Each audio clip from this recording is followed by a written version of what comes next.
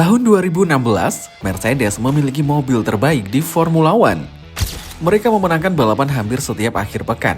Mereka mendominasi olahraga ini.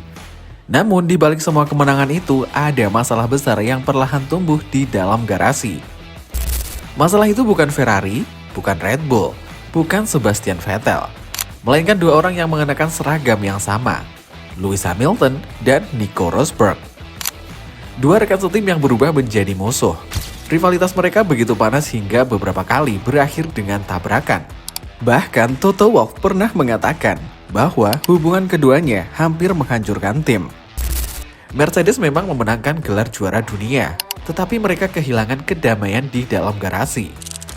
Dan sekarang, 10 tahun kemudian, sejarah tampaknya mulai mengulang dirinya sendiri.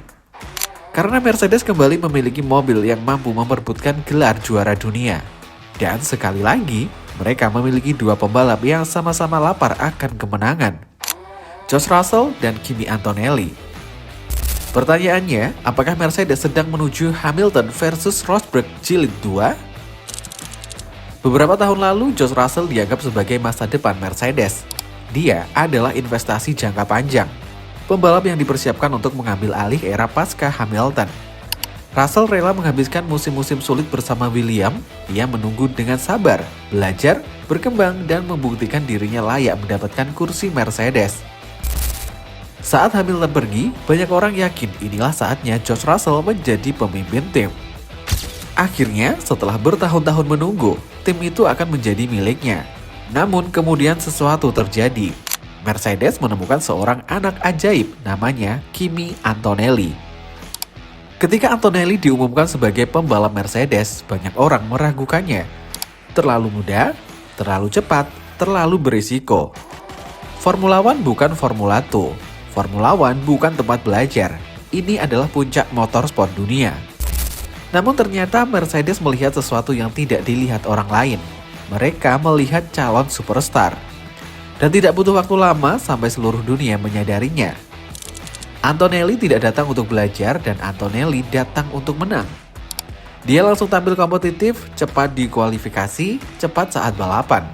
Tenang di bawah tekanan, dan yang paling menakutkan dia hampir tidak membuat kesalahan. Untuk seorang rookie, itu sangat tidak normal. Sekarang coba bayangkan posisi George Russell. Selama bertahun-tahun dia adalah proyek masa depan Mercedes. Dia yang dipromosikan, dia yang dipersiapkan, dia yang dianggap penerus Hamilton. Lalu tiba-tiba datang seorang remaja dan dalam hitungan bulan, semua perhatian beralih. Media mulai membahas Antonelli, fans pun mulai membahas Antonelli. Bos tim juga membahas Antonelli, sponsor apalagi mulai membahas Antonelli. Dan untuk pertama kalinya dalam karirnya di Mercedes, George Russell bukan lagi pusat perhatian.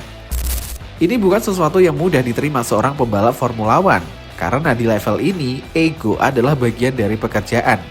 Semua pembalap percaya bahwa mereka adalah yang terbaik. Dan ketika seseorang mulai mengancam posisi itu, persaingan menjadi tidak terhindarkan. Tapi, jika melihat sejarah, Mercedes pernah mengalami situasi seperti ini sebelumnya. Bahkan lebih buruk. Hamilton dan Rosberg awalnya juga terlihat baik-baik saja. Mereka bercanda bersama, mereka tertawa bersama, mereka saling menghormati. Tidak ada yang menyangka hubungan mereka akan hancur. Tetapi ketika kejuaraan dunia dipertaruhkan, semuanya berubah. Persahabatan berubah menjadi persaingan, persaingan berubah menjadi kebencian, dan kebencian berubah menjadi perang terbuka. Mercedes belajar satu pelajaran penting saat itu. Dua pembalap nomor satu dalam satu tim adalah kombinasi yang sangat berbahaya. Saat ini hubungan Antonelli dan Russell masih terlihat sehat. Mereka masih saling menghormati, masih saling memuji, masih saling mendukung di depan kamera. Tetapi masalahnya bukan hari ini. Masalahnya adalah apa yang akan terjadi 6 bulan dari sekarang. Bayangkan skenario ini, musim memasuki 5 balapan terakhir, Antonelli memimpin klasemen, Russell berada tepat di belakangnya. Selisih hanya beberapa poin, keduanya memiliki peluang menjadi juara dunia. Lalu mereka memasuki tikungan pertama berdampingan. Siapa yang akan mengalah? Jawabannya sederhana, nggak ada. Dan disitulah masalahnya dimulai. Tidak ada orang yang lebih khawatir tentang situasi ini selain Toto Wolff. Dia pernah melihat semuanya, dia pernah melihat Hamilton dan Rosberg saling menghancurkan peluang masing-masing. Dia pernah melihat bagaimana satu insiden kecil bisa berubah menjadi perang besar. Karena itu sekarang Toto Wolff berada dalam posisi yang sulit. Jika dia membiarkan keduanya bertarung bebas, risiko tabrakan meningkat. Jika dia menggunakan team order, salah satu pembalap akan kecewa. Apapun pilihannya, salah satu pembalap terasa dirugikan. Dan ini yang paling penting. Siapa yang akan dipilih Mercedes? Ini adalah pertanyaan yang sangat menarik. Jika suatu hari Mercedes harus memilih, siapa yang akan mereka dukung? Apakah Russell, pembalap yang telah mengabdi bertahun-tahun? Atau Antonelli, pembalap muda yang dianggap sebagai masa depan Formula One? Pilihan ini jauh lebih sulit daripada yang terlihat.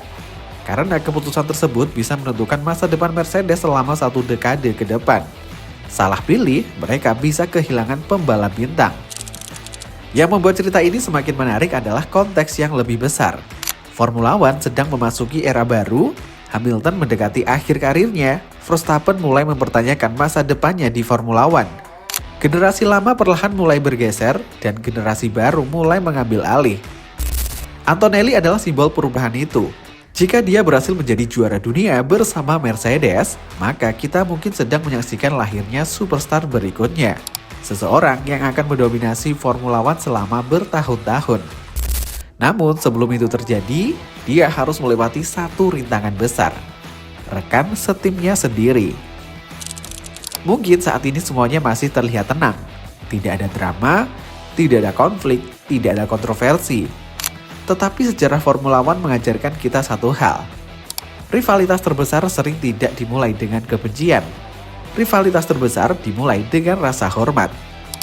Hamilton dan Rosberg pernah saling menghormati. Senna dan Prost pernah saling menghormati. Verstappen dan Ricciardo pernah saling menghormati.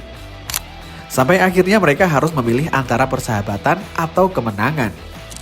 Dan mau gak mau, cepat atau lambat, Antonelli dan Russell akan menghadapi pilihan yang sama. Karena di Formula One hanya ada satu juara dunia. Dan ketika dua pembalap menginginkan gelar yang sama, perang saudara bukan lagi kemungkinan, melainkan sesuatu yang hampir tidak bisa dihindari. Dan pertanyaannya sekarang adalah, bukan apakah Antonelli dan Russell akan bertarung, karena itu pasti terjadi. Tapi, pertanyaan sekarang adalah, kapan